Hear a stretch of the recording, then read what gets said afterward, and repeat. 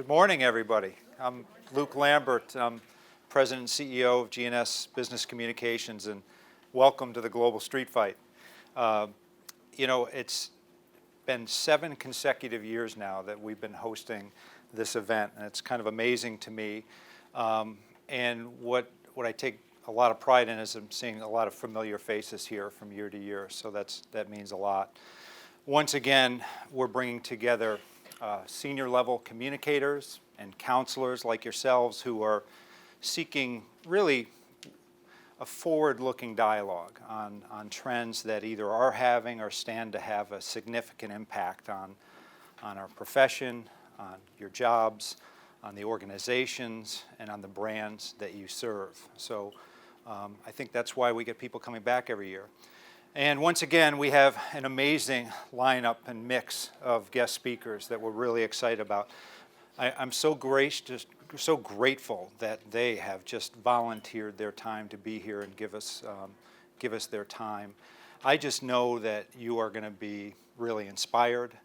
I know that they're going to help us really harness all of the disruption that we're seeing in our day-to-day jobs so that we can better target stakeholder groups and audiences, and that we can kind of harness the disruption and do a lot better job targeting our messages to stakeholders and audiences, and to do some really great storytelling along the way, because that's, after all, what we get paid for, right?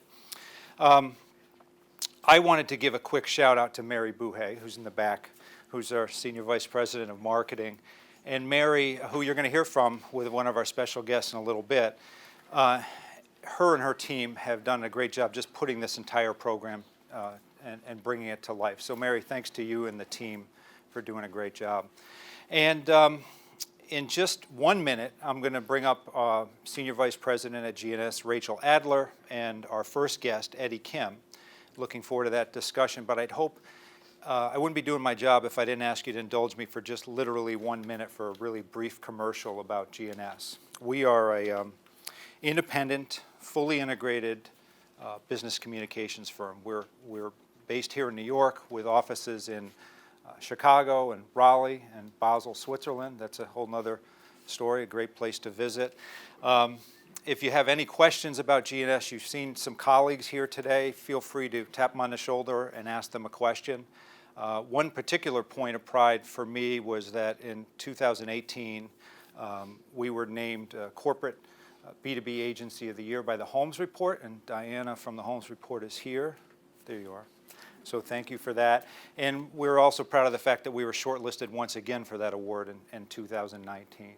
So with that, I'll say that during the networking break, if you have any interest in the corporate practice in terms of what does that mean, and talking about things like corporate reputation or change management or issues management, feel free to mingle and talk to our corporate practice. That practice is led by partner Audra Hessian, just raise your hand, and account director Christina Atkinson is here as well, and they'll be out there. No pressure, but if you have any interest in that area. And with that, we're going to get started. Thank you for indulging me for that 1 minute, and let's get started. And I'm going to bring up again Rachael Adler and Eddie Kim, and we'll get started with the program. Thank you all. Very excited to welcome everyone to our 7th annual Global Street Fight, and kicking it off with Eddie Kim. Eddie is a serial entrepreneur.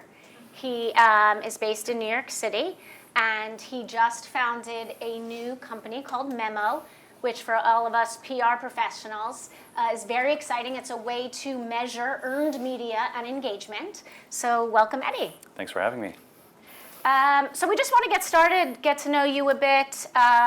You founded management platform, content development, and now you've moved on to Memo. How has the New York City startup vibe helped you kind of grow your companies and come up with the ideas for new ones? Yeah, sure. So, I think I actually had dinner with a friend last night that got started in the whole New York kind of ecosystem and startup ecosystem right at the same time that I did. And, timing is luck. And I think that we both got incredibly lucky that we both started right around 2010 when the New York startup and tech ecosystem was about to just take off. And the community that you got to be a part of if you started your company at that time in New York is pretty amazing. I mean, there's still some of my closest friends. A lot of us ended up going and starting companies. Some of them started and didn't work out. Some of them have become pretty amazing. And so, I think that being a part of that community at that time was pretty awesome. And now that I have started a new company, my friend that I actually caught up with last night also just started a new company. And we both remarked how, the thing that's really changed, one of the things that's really changed is 10 years ago when we started, there weren't a lot of people that had done this before. There wasn't this ecosystem. There wasn't like this institutional knowledge and so forth. Whereas the second time around, pretty much everyone on the Memo team has done this before. They've all been at startups. They all know what it's like to build a company. They all know what it's like, what they're going to be sacrificing, what it's going to take, kind of the effort they're going to have to put in.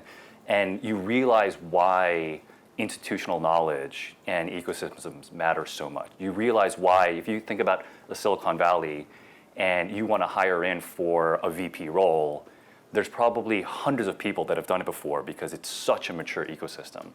And so I think New York right now is hitting kind of this next wave and the next kind of evolution of its ecosystem. And you're starting to see all these incredible companies being built. There's all these unicorn companies, as they call it, that are startups that are worth billions of dollars that have now started to emerge. And I think that's really a function of the ecosystem maturing and growing, and we've really hit an amazing point for it. And I think that's only going to continue. I think the momentum of that is going to increase and accelerate. It's not going to slow down.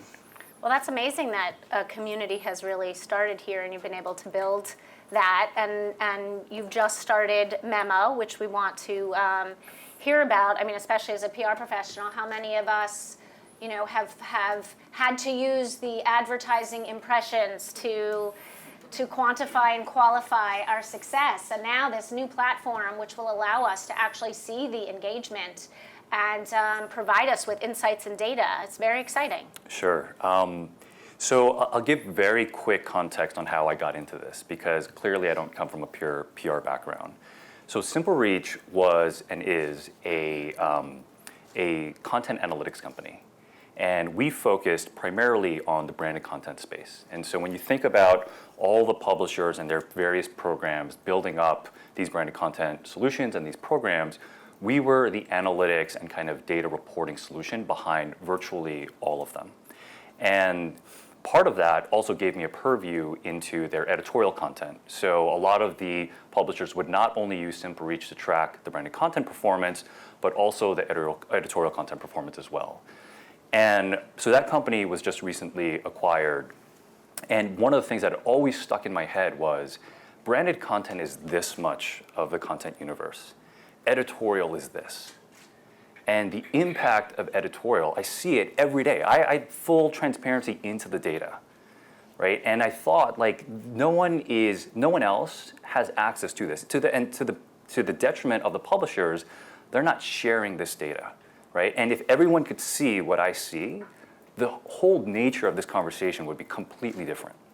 And so, and I think a lot of it also is that a lot of the folks that I talked to early before I dove into this, especially in the PR comm space, when they came to data, they were very defensive, right? In many ways, it was very much like, oh, no, but this, or a lot of caveats and so forth.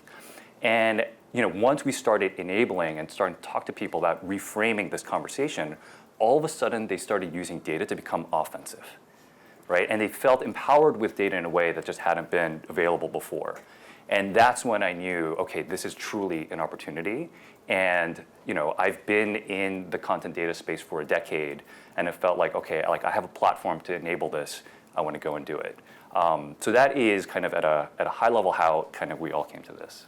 That's amazing. And now you're tapping into the data from publishers, so it's giving an opportunity for publishers to actually monetize and utilize that data. Exactly. And you're tapping into all of our need and want for that rich information. And I think we have a screenshot that can kind of show you how Memo works. Yeah, if sure. you want to walk us through what so looks like before here. I jump right into this, I think that it's important to just contextualize and say that there are a lot of companies that I'm sure have talked to you guys about data before that say, hey, we're going to prove ROI and we're going to show this and that and so forth, right? And so, I think just saying, hey, we're providing you data, obviously you guys have heard that story and that pitch before. So I just want to caveat with that. And one of the things that I also want to say is, what I've found with companies that I've advised, that I've helped start and invested in and so forth is there's people that start things and say, hey, here's like this thing that we're doing and here's an idea.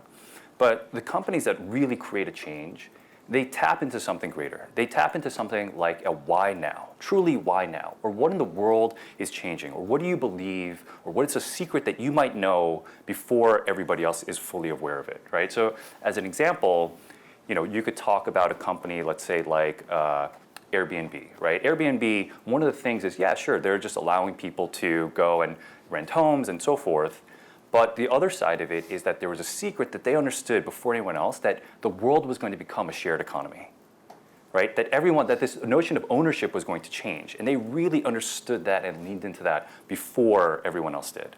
So when I think about Memo and why I think that the world is at an inflection point right now, specifically, it's that in the last, let's say, 8 to 10 years, marketing has been all about the marriage of data and distribution.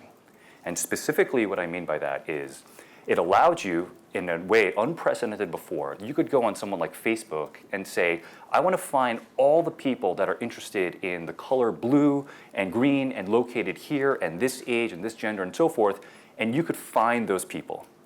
And it turned out just by finding them and being so specific and directed to them, you could go and create a ton of marketing efficiency, right? So before you would have to hit up 100 people in the hopes of finding the 10 or 20 that matter to you. But with this level of data and targeting, you could just focus on that 10 to 20. And because that made things so precise and efficient, everyone got obsessed with it. Right? And that's where all the conversation and everything has been about targeting on Facebook and Instagram and so forth. And that's really where all the conversation and like it sucked all the oxygen out of the conversation, specifically around that topic.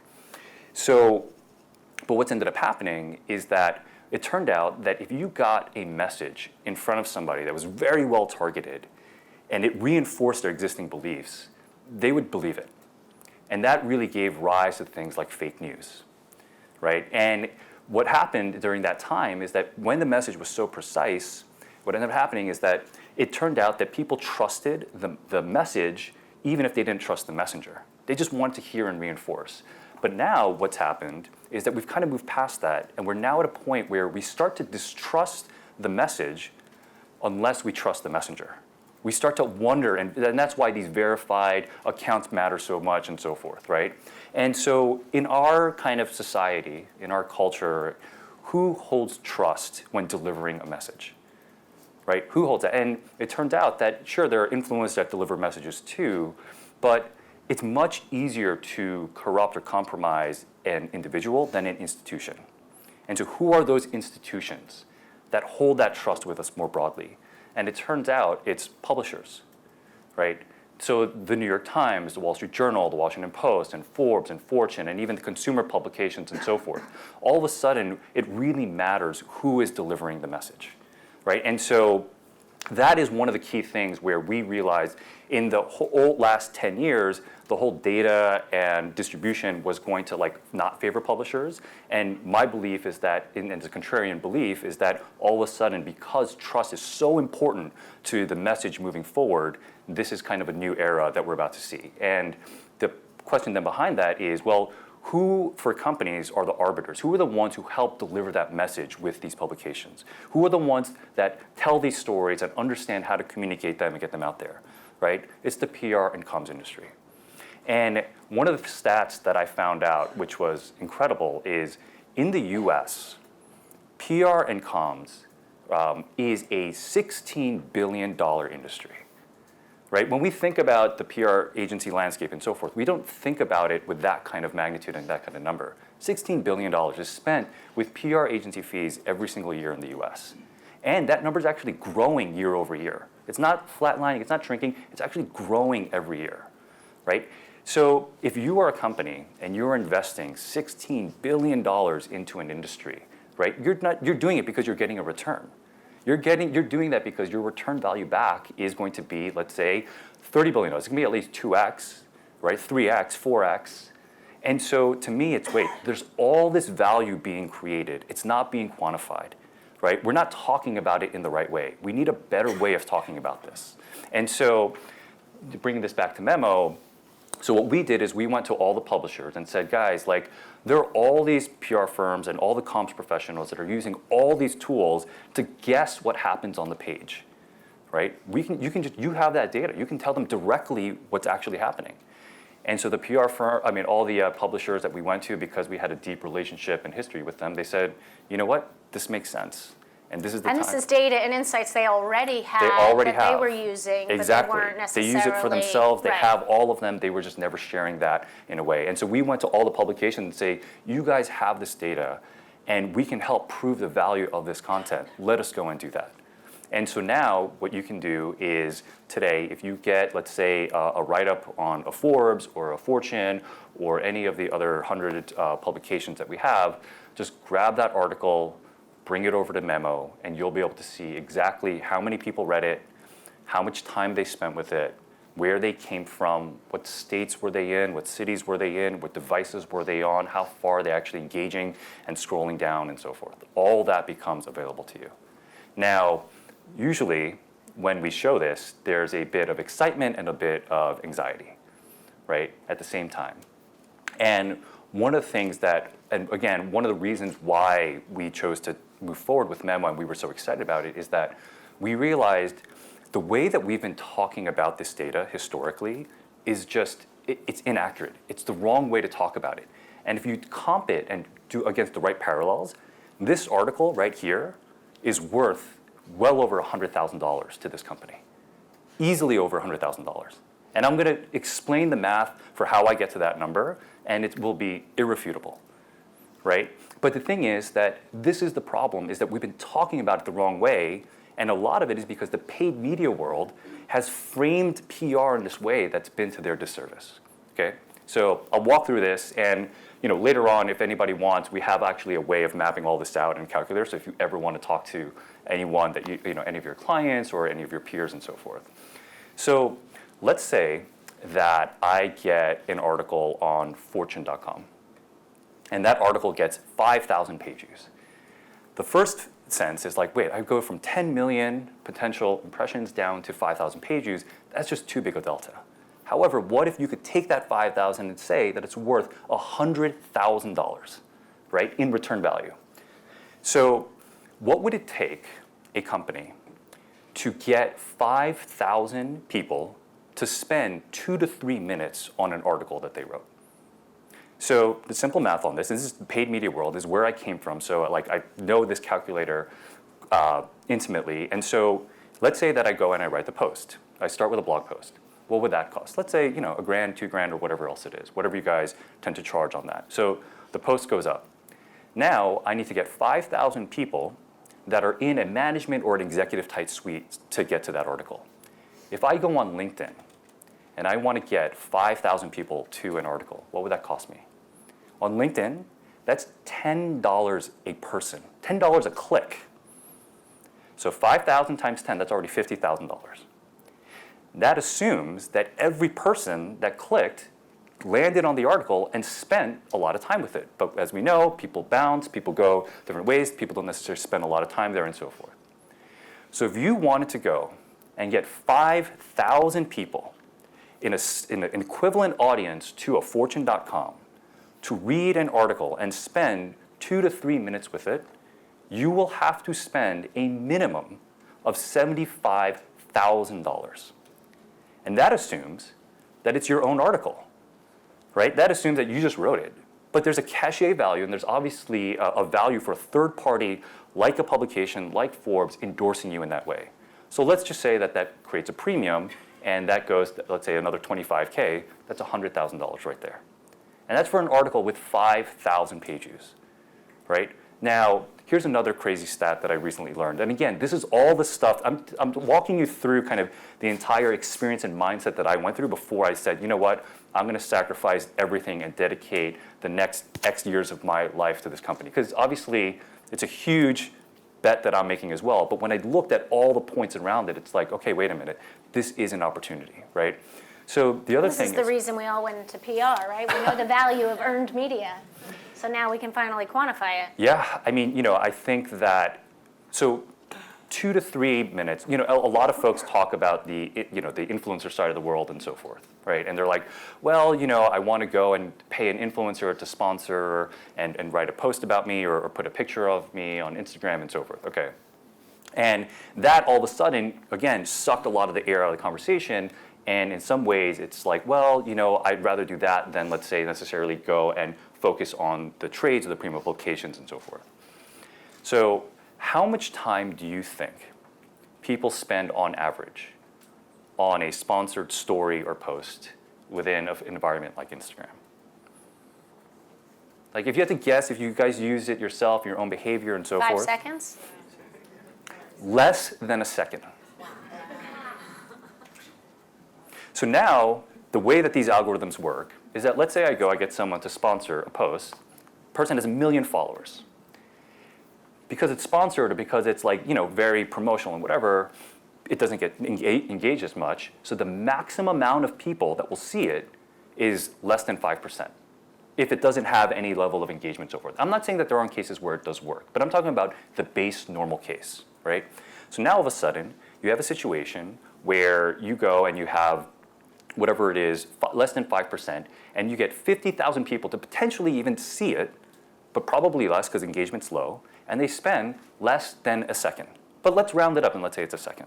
That's 50,000 seconds, right? Now, if you get 10 people, let's say the equivalent of 10,000 people to read an article for 2 to 3 minutes versus the 50,000 seconds, you're talking about the difference between a few hours and hundreds of hours of time. And so again, marketing is about having a mix. It's not to say that one side of it isn't valuable or isn't important, but we put so much weight, especially in the current conversation and environment, to one tactic, and we seem to, at least more broadly in the marketing sphere, we talk about the other tactics, the tried and true ways, and the things that we know are working in a way that doesn't seem to align to what we believe is happening, right? So another crazy kind of anecdote that I heard that really enabled me pushed me for this as well is I was talking to a friend of mine that works at WeWork, or now the We company. And it turns out that they recently got a great feature write-up in the New York Times. And I asked, so what did it take? What went into that? It turns out that they spent 1 year preparing for that piece. Soup to nuts, right? From the time that they really started going for it, and the conversation, and even the conversation within New York Times took months and months and months and months, right? And it took their comms lead's time, and it took, obviously the CEO is very featured there, so it took a lot of the CEO's time. If you believe that WeWork is a $50 billion company, I mean, what is an hour of the CEO's time worth at that point? And they spent a year on this. Right? And this is a tech-driven company. They know the value of their time, their resources, and everything else. They measure it down to a T, right? And so if you assume all in, that probably took a year and probably $1 million worth of investment to get that article out there. Do you think that they did that because the return wasn't at least a few $1 million, right? Or $10 million? Right, just in overall value that in ways that we aren't talking about and quantifying, of course it was. But again, we don't talk about it that way. At least the broader marketing world does it. I'm sure some of you guys already do. But to me, it's instead of taking this data and saying, hey, we're going to use it, and all of a sudden we're taking a much larger number, bringing it down to this smaller number. To me, it's no. We're going to take this number and prove its value. And we're going to quantify it against metrics that the rest of the marketing world already uses. We're going to use their language to prove why it is so formidable, it is so effective, and why the value is already there. And it gives value to the publishers. I mean, we're talking and we see all the time the decrease in readership. Yeah. But if people actually are focused and spending the time actually reading the articles, then the connection that they're making to their readership and their audiences is that much stronger. Absolutely. I mean, do the publishers see this as an add value to them as well? I think 100%. I think that what happened as part of the last 10 years where the whole like data distribution kind of like evolution that I was talking about is that content in a lot of ways ended up getting devalued because it became all about distribution.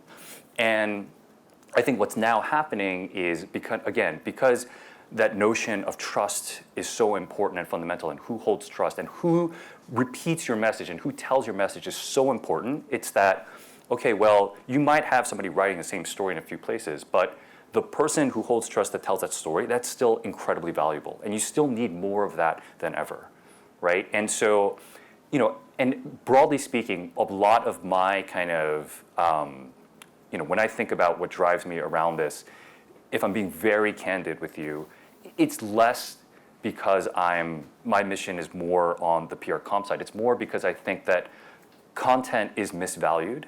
And I think that if we don't value it more correctly, that's when if you create a product and it's valued here and when it should be valued here, then obviously it's going to be a challenging time for your business model, right? And I think that by doing this, we can help these businesses. And I think content in our society is fundamentally important, and it needs to be subsidized in the right ways.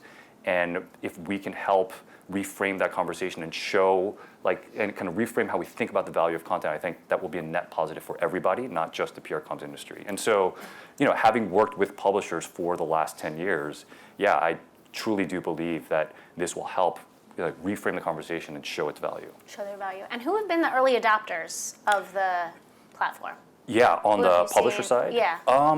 So we've got, because of my relationships from the past, from Simple Reach, we've got to get going fairly quickly.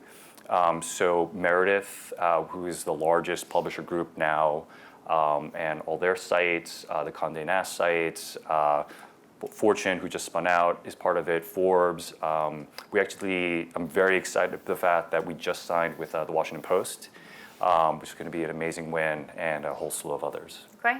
And how do you see this kind of shifting the dynamics? I mean, the conversation for many of us has sometimes pit marketing, PR, and advertising against each other, where PR kind of has to stay in this lane, and sometimes fighting over those same budgets. But now, as you said, we're going to be speaking their talk. We're going to be demonstrating our value with the data. Do you feel like that's going to bring us closer together? Well, I think marketing in general, is becoming, just like all things, right? In most departments, everyone's getting more and more interconnected, interdependent. Right. It's all about that level of integration. But I think that, so it's kind of funny. This happens all the time, right? And again, paid media takes the credit for it and PR doesn't. So as an example, let's say that you go and you get a great piece on behalf of your client. And then the paid media team's like, oh, great, thank you. I'm going to take that article and I'm going to put money behind it and get a bunch of distribution for it. And then who takes the credit for it? The paid media side does. It's like, look at all these people that we got to read this article. It's like, well, yeah, but that was the easy part. Anybody can go put that into a box and put a bunch of data targeting dials and whatever. It's like, why do you get the credit for that? Right? And that happens. Like, think about how many times you've been on Facebook and you see an article being targeted to you that's with paid, right? And so to that point, I do think that being able to start thinking about quantifying some of this value does help you take some of that credit back and some of that conversation back. And I'm not saying that PR all of a sudden needs to jump into paid media or vice versa, but I think that, the nature of how you talk about it and the value of even the article itself, it allows you to go and reframe some of those dynamics. Yeah, so, and I love that your anecdote about WeWork and how long, for those of us who know, how long it takes to get a great story, how much effort and time, and if companies are willing to go on that journey and brands want to invest their time, what the actual dollar amount is. You might have spent X amount of money and dollars and resources, but look at the then result. And we haven't had an opportunity to really quantify that in a way that connects in the same level with marketing and advertising. So I think that this is going to be a benefit to all of us. Yeah, I think, so to me, economies and the value of industries are not just about positive value, but also about negative value, right? It's just the sheer amount of just, the cycles that go through them. And so, obviously for a lot of folks here on the crisis management side, again, the negative value that bad press can have is also part of the size of that economy, but we don't even think about that from a dollar terms, right? So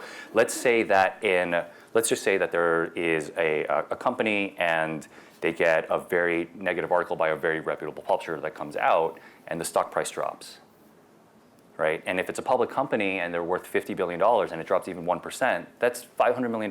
That's $500 million of value that's now been changed. Right? But again, you don't think about it, like at least outside of the PR comms world, people don't give that credit. They don't talk about it that way. So we had actually, I can't name the client, but we had a company that's a very consumer company that had a very, very negative piece of press. And they came to us and asked if they could get access to that memo. And we ended up giving them access. And it turned out the article was, the readership of the article was as bad as they thought it was. It was well over 1 million people just on this one article. And it gave them the ammunition as well to be able to go to their folks and to internally say, hey, like you guys are not taking this seriously enough. Right? You guys are not treating this in the way that it should. And they could even see things like what states were people really engaging with the article. And so in some cases, when they thought about some of their crisis management efforts, they used that as a way to go mobilize a team and focus their efforts in specific places. But so part of it is, hey, this isn't as big a story as you think it is. It's like, no. I'm just going to go get the memo and show you just how bad it is. It enabled them to do that, enabled them to go and be more tactical. And then there were other cases where there was an article they thought was really, picking up a lot of steam, and they accessed the memo and said, oh, you know what, this is really nothing. Right? There's only like... So you can adjust based on the data. Exactly, because anytime you see the headline, you're going to freak out. And you're going to have a crazy amount of anxiety. Right? And Those you're are gonna lose always sleep. great data. And so even if you can go and put a little bit of data to quantify the impact and the seriousness of it, that just helps you. And, Right. and everything can't be the burning fire. You just can't put out every single fire. And you also can't ring the bell every time. Right. So this helps you So where do you understand want to invest how to your time go and and target resources, that. right? Yeah, exactly. Well, I want to give the audience time to ask questions. I know this is an exciting topic. Do folks have any? Okay, we have 2 questions in the front here.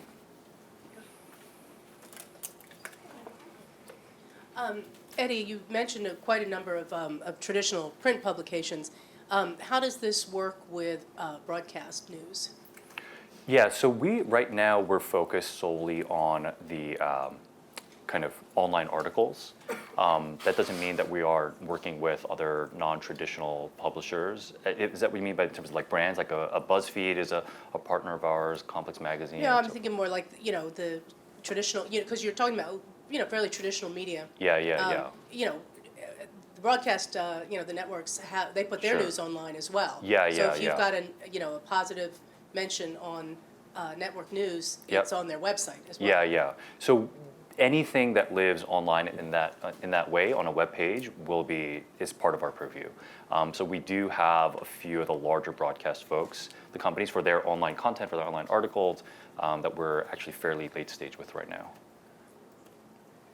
Thanks, Eddie. So my question was, I think startups do something well that a lot of us are afraid to do, which is fail. Sure. So I was wondering, I had a coach say one time, like, you have to get to muscle failure to get stronger. Yeah. So I was wondering what advice you might have for us, because in theory, taking risks and failing and all of that is what makes you stronger and better. Yeah. But then you don't want to do it on your client's dime or on a really big, important project. So Sure. just as somebody who's been an entrepreneur and a startup person, how do you yourself and how do you encourage your team members to take those risks and fail? Yeah, sure. I mean, wow, that's a tough question. I mean, I think for us, most startups fail. So let's just start with that, right? And I have the benefit of having done this a fairly long time with a number of different companies. And so part of it is your conviction on not only the opportunity, but the mission behind it. And the reason why it's so important to bring together an early tribe of believers is that you have to have that conviction and belief to fight through it. And if you have that, then you all support each other, and I think that is incredibly important. I think for myself, I didn't come to I think if you asked me, let's say like 10 years ago when I was first starting, there's probably a bit more of just pure naivete, optimism, and just kind of this like, conviction of youth and inexperience. And now it's the opposite, where I have the conviction of experience and to know what it means when you have a true opportunity at hand. There's just not that many industries that are of this size. That's $16 billion, that's massive. And and if that's just in the agency on the fee side, it means that the economy worth of that is, at least $100 billion. That's the amount of value being created every day by all this content. And it's not being quantified in that way. It's not being talked about in that way. So in a lot of ways, I feel like my job's easy. I don't have to go and create anything new. I just have to prove what's already happening, and the proof is already there. So I just have to, I think about it like the publishers are sitting on these massive oil fields of data. And there's this entire economy, and there's these planes, trains, and cars that have kind of been running. I just have to build a pump. That's all Memo is, just a pump to all this data. And everybody up here will be a bit the better for it. Great. Hi. It's nice to hear about taking credit for earned media, because I love taking credit for things, so thank you for that. But I want to push back a little bit on that, because to build the pump, I think that there's a lot of change management that has to happen, because I think it's really comfortable to go to impressions. Are you working with the companies to help them communicate this data? 100%. So I think that hits it on the head. That is our challenge. That the inertia, you're always fighting inertia. And you're always fighting old ways, things are comfortable and so forth. And so we do end up acting in a very consultative manner with anyone that we're starting with right now, because it's so important to arm anyone we're working with all those details, with all that information. So even the way that we think about the calculation of how to think about the value of the content, how to comp it against the paid media side, creating competitive benchmarks and contextualizing it against the publisher, we're actually doing all of that for the folks that we're working with right now, because we realize we have to put in that extra effort to help everyone this early. And so we've been very fortunate that we have had some great early traction on this, but again, it's taken a lot of our effort as well. And so today, I believe they are, but we are currently working with the 3 largest PR agencies, at least in the US. And I've actually been very surprised at how forward they've wanted to be. But to be candid, they weren't as forward until we started showcasing exactly what you said. Not just, hey, here's the data, but how are you going to help me communicate this? Right. Just so in my company, at the beginning of the planning year, they'll say to us, how many impressions do you want to get for the year? Just so they can check the box. And I'm like, this is the most ridiculous number, and I'm going to give it to you. But it's ridiculous. It's like billions. And it means, I said, if it's a billion of bad impressions, I mean, that's not a good thing. So I just know that there's some hand-holding, but we have to also train our marketing leaders, our management teams about how to look at those PR value differently. Yeah. And that's definitely on us to make sure that we help anyone we're working with on that. So I mean, to that front, we had someone that we were going to work with, and they just kind of and we almost just kind of walked away, and we're like, okay, this is not going to work. We'll come back in a year or so, because it turns out their entire team was bonused on impressions. I think we have a question. A related question. It's not been hard for us to qualify a great article where the headline is our client's name and the whole thing is about it. Yeah. It's nice to quantify it now. How are you dealing with more complex articles where there's just a quote from one of our clients, or bifurcating it and figuring out that actual quote was horrible, but the rest of the article was great about this industry or this topic? Just those subtle bifurcations of data within a content is challenging for us. Yeah, absolutely. So I think, this is so one of the things, well, thank you for asking that, because there was a point that I wanted to make, and then you just reminded me that I should make it.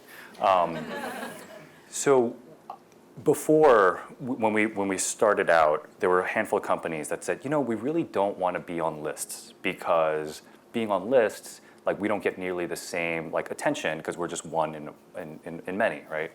But it turns out people love lists. People love product roundups and things along those lines. And so the amount of page views and the amount of people that end up reading these lists is so outsized. And the amount of time people spend with them, it's like crazy. I've seen people spend like 10 to 15 minutes on a list and reading through and looking at all the product roundups. So it's like you want to be there, right? And so I think one of the things that that's happening right now is like we're getting more and more data to understand different content types, how they perform, how people engage when it's an X, a Y, or Z. And we have the benefit also of being able to contextualize that against lots of different articles and saying, well, hey, here's how much time people spend in this type of article versus this. Here's how you comp against your competitive set. Here's when you get, let's say, just a quote. How much time are people spending on potentially even that quote, or how far have they gotten down the page and so forth. So I don't have a perfect answer for you. That's part of our process of developing and understanding all that.